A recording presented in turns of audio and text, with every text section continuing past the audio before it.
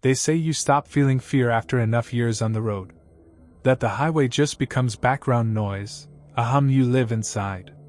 Maybe that's true for most, but not for me. Not after what happened near mile marker 237. It was my third year driving long haul.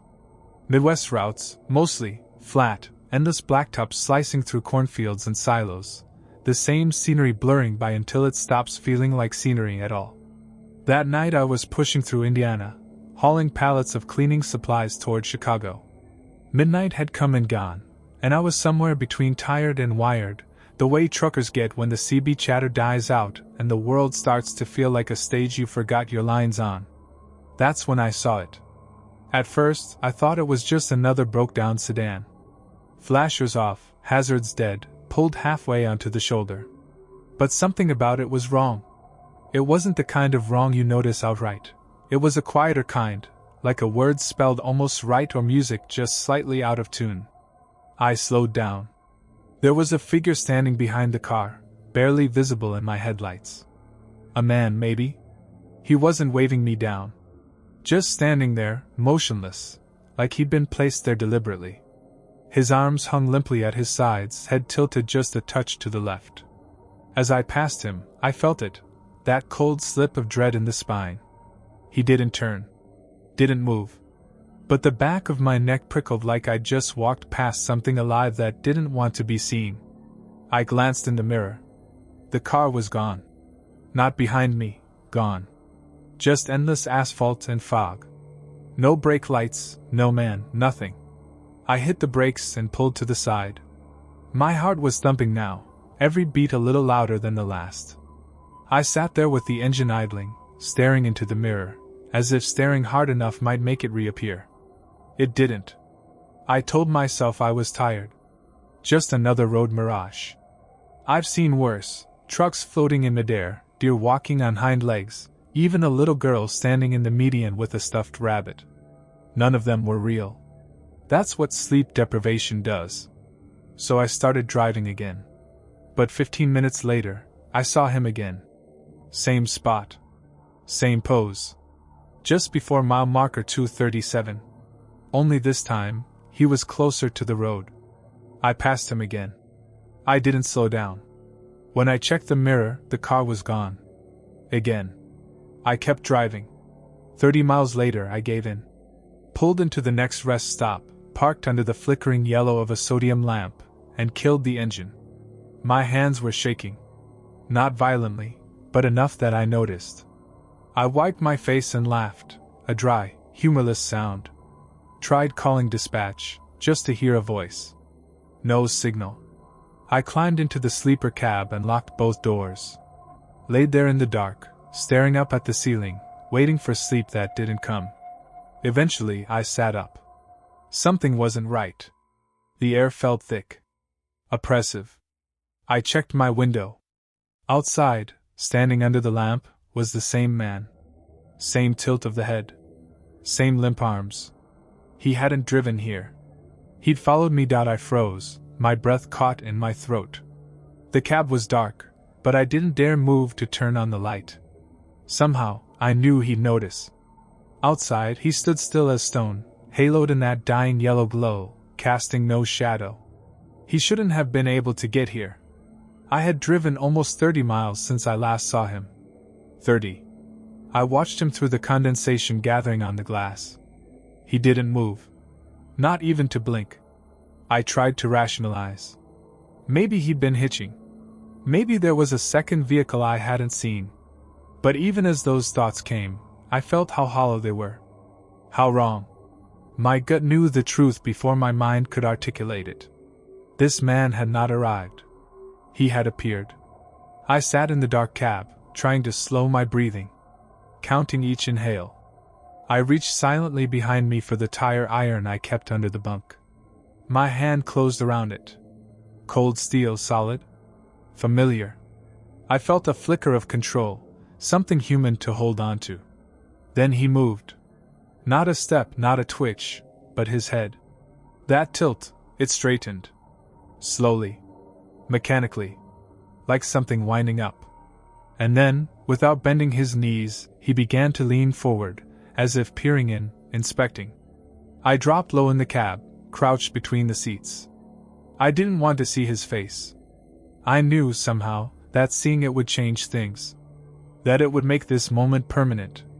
That it would stay with me, behind my eyes, for the rest of my life. I waited. Minutes passed. I dared not breathe too loudly. The air felt heavier than before. My ears rang from the silence. Then I heard it. A sound I'll never forget.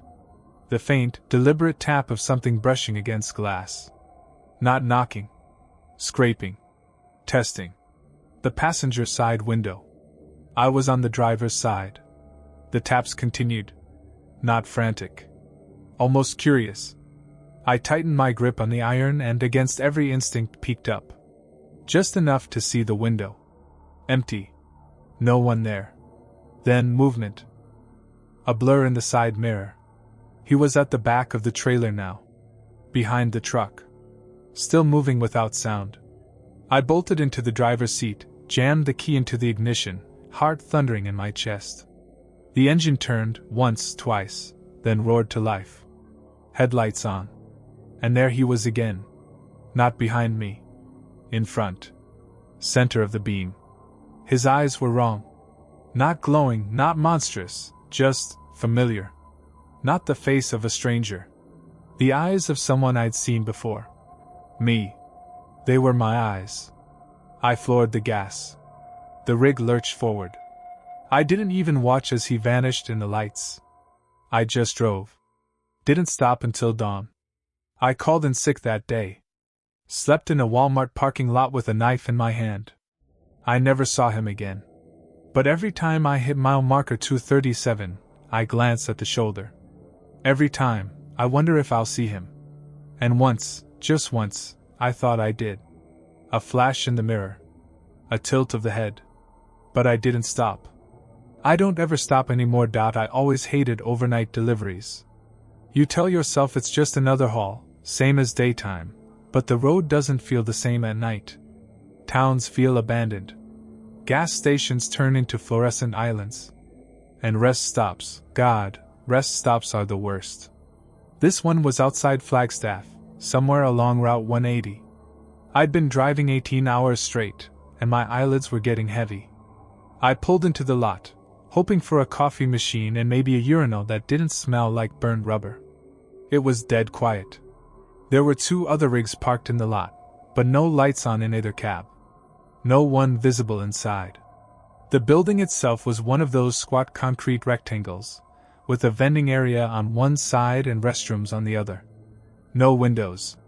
Just a single buzzing bulb over the entrance. I walked in. The hum of fluorescent lights was louder inside, like the building was trying to drown out its own silence. No one else around. The vending machines blinked quietly in the corner, stocked but dusty. I got a bottle of water, didn't bother with the coffee. Machine was out of order, according to a crooked sign that looked about a year old. I turned toward the bathrooms, and that's when I saw it. Down the hallway, past the men's room door, there was another hallway I hadn't noticed. It was darker, no lights overhead, and led to a set of double doors I assumed were maintenance or storage. But there was a sound. Coming from behind the doors. Like breathing. Slow. Deep. Inhale, pause, exhale. Mechanical but wrong, like someone imitating the rhythm of a person sleeping. I froze. For a moment, I stood there, water bottle in hand, trying to figure out if it was just old pipes or some ventilation system. But I've worked enough warehouses to know what those sounds usually mean. This wasn't it. I turned away, went to the restroom. Did my business quick. But even in there, I couldn't shake the feeling that the breathing had followed me, subtly, like a memory you're not sure is yours. As I washed my hands, the motion-activated lights flickered. Not off. Just dimmed slightly. Enough to cast shadows that didn't align with the fixtures. I dried off fast and headed for the exit. Only, when I passed the vending machines again, there was someone standing there. A man. Tall, thin, face mostly obscured by the brim of a baseball cap. No bag, no wallet in hand. Just staring at the machines. I froze. He didn't turn. Didn't move. The air was still. Even the buzzing light above us seemed quieter. I cleared my throat. "You okay, man?" No response. He didn't even twitch. I stepped slowly past him, eyes on his hands. They hung slack at his sides, fingers twitching slightly, like someone dreaming with their eyes open. Once outside, I nearly ran to my truck. The second I slammed the door, I locked it. As I started the engine, I looked back toward the rest stop. The man was at the window now. Just standing there. Still not moving. Still not blinking. Just watching me leave. I didn't drive far. Maybe 5 miles down the road, I pulled over onto a gravel shoulder. I told myself I needed to calm down. Maybe eat something. Maybe sleep. But I couldn't shake the image of that man, no, that figure, standing by the vending machines like he'd been waiting for me to pass by. Like he only came alive when no one was watching. I sat in the cab, engine humming low, dome light off. Outside was pitch black, no traffic, no stars, just that kind of darkness that makes the inside of your eyes feel wrong. That's when I saw the headlights. A car coming up behind me. It slowed. Then stopped. I watched in the mirror. A black sedan. No markings. No plates. It just idled there. No door opened. No window rolled down. Just idling. I didn't move. Didn't even breathe too loud. I reached slowly for the knife I kept in the glove box. Then, my cab light turned on by itself. Click. I froze. It shouldn't have done that. I hadn't touched the switch. The light buzzed softly above me, turning the cab into a little stage. I felt exposed. Like someone was watching. I looked at the mirror again. The sedan was gone. Not driving away, gone. No tail lights. No sound. Like it had never been there at all. I turned off the dome light manually, but even that didn't settle my nerves. I started the truck back up, shifted into gear, and pulled out onto the road again. Something was wrong with the sky. It wasn't a shape or a light. Just a feeling. Like the sky wasn't sky anymore. Like it was deeper than it should have been. Hung lower. Watching back. I passed another rest stop sign. I wasn't planning to stop again. Not after what happened. But then I saw it. The same concrete building. Same flickering bulb. Same 2 rigs in the lot. Same everything. I pulled over on the shoulder and killed the engine. Impossible. It couldn't be the same rest stop. I had driven straight for nearly 10 miles. No turns. No loops. And yet there it was. I watched it from the cab, refusing to blink. Waiting to see if the man would appear in the window again. Nothing. For a long time, nothing. And then movement. Not in the window. In my passenger seat. I turned slowly. There was a crumpled paper bag sitting on the seat. Like someone had left fast food there. I hadn't brought any food. I picked it up carefully. Empty. But scrawled inside, written in thick black marker, were 3 words. Don't look back. I threw the bag down and turned the key. Engine roared. I floored it. I didn't care if I blew the transmission, I was done. I drove until dawn. Didn't stop once. Every time I saw a rest stop sign, I fought the urge to check the lot. Because I knew if I saw that building again, something in me would break. That was 4 years ago. I've never taken that route again. I reroute every time. Add hours to my hauls. No one understands why, and I don't explain. Because there's one last thing I never told anyone. Sometimes, when I stop for fuel late at night, I hear it. Behind the restroom wall. That same slow, deliberate breathing. And I don't look back. It started with a deer. Or at least, that's what I told myself it was. I was on Highway 84, rolling through New Mexico, hauling steel piping from El Paso to Santa Fe. Desert roads at night are like nowhere else. Miles of nothing, silence so complete it starts whispering things to you. You know the kind of empty where even your own headlights feel nervous. That kind. It was around 2 a.m. The moon was barely a thumbnail. My eyes were tired, dry from the AC, and I was playing an old podcast just to keep my brain tethered to something. That's when I saw the shape in the ditch. A flash of movement, low to the ground, off the passenger side. I slowed, instinct, not thought. Probably a deer, I figured. Or a coyote. But when I passed it, I caught a glimpse in the mirror.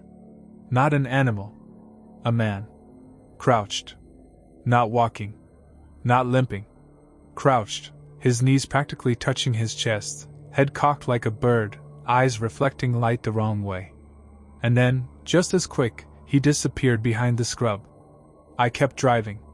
I told myself it was just someone camped out. Homeless maybe. Mental illness. Not my business. But 5 minutes later, I saw him again. Ahead this time. Standing in the middle of the road. I hit the brakes hard, tires groaning under the weight of the load. The truck groaned, the engine hissed. I gripped the wheel, adrenaline spiking. My high beams lit him up. Same crouch. Same tilt of the head. But this time, he was smiling. His teeth looked too small. I laid on the horn. He didn't flinch. Didn't move. I swerved hard and blew past him on the shoulder. As I did, I swear I heard something. Not out loud. Inside my head. A whisper. No words. Just the sensation of something breathing a secret behind your ear. I kept my foot on the gas for a solid 20 miles. Didn't see him again. Not for a while. Then, when I stopped to refuel at a Dust Bowl station just outside Vaughan, I went to clean my windshield. You know the routine. Stretch your legs, squeegee the bugs off, check the tires. And there, on the passenger side mirror, a handprint. Smudged. Like someone had leaned against it. But it was upside down. Fingers pointing toward the ground. That's when I realized something. I hadn't stopped since I saw him in the road. No one had been near the cab. No one except me. And I sure as hell didn't leave that print out. I stared at that handprint for a long time. Not touching it. Just studying. It wasn't greasy, or bloody, or anything dramatic. Just faint. Human. But upside down. Like someone had been hanging. Or crawling. Something about that print, it made my skin feel too tight. Like my body was trying to shrink away from the thought forming in my brain. I wiped it off. Refueled, grabbed a stale sandwich from inside the station, and told myself to forget it. Just one more overnight hallucination. Too much caffeine, too little sleep. That's all. I didn't even believe myself. I got back on the road. Nothing but headlights and highway. The sandwich sat untouched in my passenger seat. I couldn't stop glancing at it, like I expected it to move. Around 4 a.m., the CB crackled. Now, I hadn't heard another trucker in hours. Most don't even use the CB anymore. But this voice, it was faint. Male. Dry, like wind through a broken speaker. Brake check, miles 71. Nothing else. No handle. No follow-up. Just that. The odd thing? I had just passed mile marker 71 maybe 10 minutes ago. There'd been no sign of another vehicle. Just open road. I keyed my mic anyway. Copy, this is Shadow Rig on 84. You alright back there? Silence. I repeated myself. Nothing. Then, wrong lane, Shadow. He walks where you can't. The transmission cut out. I yanked the mic away like it burned me. I turned the volume down. Left the CB hissing low, just in case. But nothing else came through. That's when I started feeling the pressure. I don't know how else to describe it. It started behind my ears, like altitude sickness. Then it crept down my jaw, tight in the throat. My sinuses ached like I was underwater. The cabin felt smaller. Heavier. I looked in the side mirror. And I saw him. Clinging to the back of my trailer. Not standing. Clinging. Arms splayed wide, head low, body pressed flat against the doors like a spider flattening to a wall. His clothes flapped violently in the wind, but his limbs didn't move. Not an inch. I nearly veered off the road. When I looked again, he was gone. I kept driving. White-knuckled. Eyes on the horizon. I didn't dare stop until I reached Santa Fe.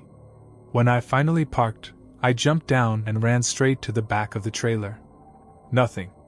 But on the doors, scratches. Thin, parallel gouges in the metal. As if someone had been dragging fingers against it. Each set just slightly uneven. Each groove about the width of a pinky. I made my delivery and took a motel for the night. Haven't driven that route since. But sometimes, when I'm backing into a dark dock or walking past a long ditch near the shoulder, I get that feeling. Pressure. Behind the ears. And I remember the whisper from the CB. He walks where you can't. The weirdest thing about driving through Nevada at night isn't the silence, it's the radio. Out there, you'll lose all stations for miles. Nothing but static and the occasional blip of a foreign broadcast bouncing off the atmosphere. Most drivers just kill the radio. But me? I let it play. I like the noise. It makes the cab feel less hollow. That night, I was hauling refrigerated produce from Reno to Salt Lake. Midnight came and went. The desert turned silver under the moonlight. I switched off the music and flipped through the AM frequencies, looking for anything. That's when I found it. A voice. Weak, scratchy. Nestled between two frequencies. Like it didn't belong on any dial. Not supposed to stop. Keep moving. Don't let it in. It repeated. Same tone. Same cadence. No music. No static under it, just that voice in a vacuum. I turned the dial back and forth. It disappeared. Then, a few seconds later, it returned. Different voice this time. Female. Sounded scared. It's beside me now. It's crouching. It looks like my brother, but it's not. Its eyes are wrong. They're wrong. Then silence. I stared at the dash, waiting. Nothing. Then the first voice came back. Not supposed to stop. I killed the radio. The cab was dead silent. Too silent. I turned on the AC just to hear a sound. 20 minutes later, I saw lights. A rest area unmarked. No sign, no billboard. Just a single sodium light and a picnic bench. Desert all around. And someone was sitting at the bench. I slowed. I don't know why. Maybe to help. Maybe because I didn't believe what I'd heard. The figure stood. Started waving. I stopped. They approached slowly. Pale face. Hoodie drawn tight. Limping. I rolled the window down 2 inches. You all right? I asked. They didn't answer. Just walked up to the door. Face still hidden in shadow. Where are you headed? I pressed. Then I noticed something. The face. Too pale. Like bone under stretched plastic. The features were close, but off. Too symmetrical. Lips too thin. Nose too small. It looked like a child's drawing of a face. I heard you, it said suddenly, in a voice I recognized. Mine. Perfectly. I threw the rig into drive and peeled off so fast I nearly lost the trailer. The radio switched on by itself. The voice was back. Don't let it in. I didn't slow down for the next 30 miles. My hands were slick with sweat. I kept checking the mirrors, half expecting to see it, whatever that was, chasing me. But the road stayed empty. Just dust and highway and the shrill hum of my tires on asphalt. Eventually, I dared to breathe again. I pulled off at a trucker turnout. Not a full rest stop, just a widened patch of gravel with a trash bin and a half-buried sign. I parked under a dead security light and killed the engine. Silence. Too complete. I reached for the radio. Static. Then a crackle. You saw it, didn't you? New voice. Male. Almost gentle. Don't worry. You're not alone. We see it too. A pause. They're looking through us. I turned it off. I sat in the dark, head against the wheel, trying to come up with something rational. Delirium? Stress? Audio bleed from some trucker shortwave? But those voices, mine included, they were too clear. Too tailored. Then something caught my eye. The dome light flickered. Just once. A soft pulse. I hadn't touched the switch. I checked the door. Still locked. Then the CB came on. I hadn't touched that either. You let it speak. It wasn't a voice I recognized. It was wet. Muffled. Like someone whispering through a rag in their throat. Now it knows your tone. The dash lights pulsed. The RPM needle twitched. Outside, the wind had stopped. Completely. I looked out the window. And there it was again. The thing from the bench.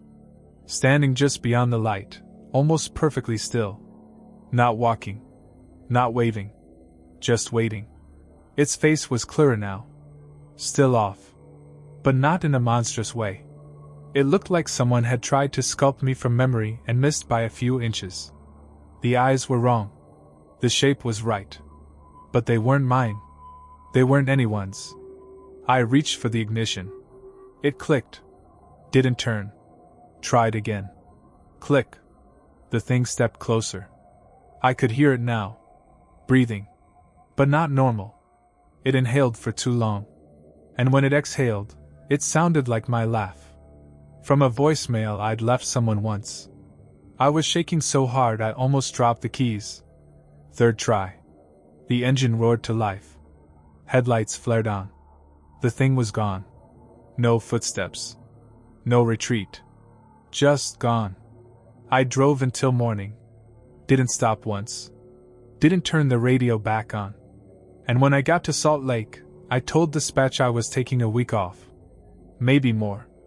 I haven't driven night shifts since. But sometimes, just after midnight, I turn on the radio and scan the AM dial. Once or twice, I've found it again. Don't let it in. And sometimes the voice that says it is mine. I took the job because the money was too good to ignore. Independent contract, no company name, just a burner number and an email that disappeared after we agreed on the price. Pickup in Boise. Delivery in Denver. No stops. Strict timeline. Cash on delivery. $7,000 for 12 hours of work. I'd done sketchier hauls for less. Only one catch. I had to follow a specific route. No highways. No interstates. Just a series of back roads and connectors I'd never heard of. They sent me the list, mile by mile, turn by turn, handwritten in perfect block letters. I should have said no. But I didn't. I loaded the cargo myself. One heavy steel container, bolted shut, no labels, no sound inside when I tested it. They loaded it with a forklift and left without saying a word. The guy who handed me the manifest didn't even look me in the eye. I started driving at sunset. By the time I hit the second road on the route, my GPS went dead. No signal. I tried my backup, same thing. I figured the terrain was just remote, but that feeling in my chest, that small, animal thing we all still have, it told me something was wrong. The roads got narrower, winding like veins across forgotten land. Tall, bare trees flanked both sides, and the deeper I drove, the more they started to look wrong. Too uniform. Like copy-pasted cutouts from a fake landscape. By midnight, I realized I hadn't passed a single other vehicle. No headlights. No taillights. No houses.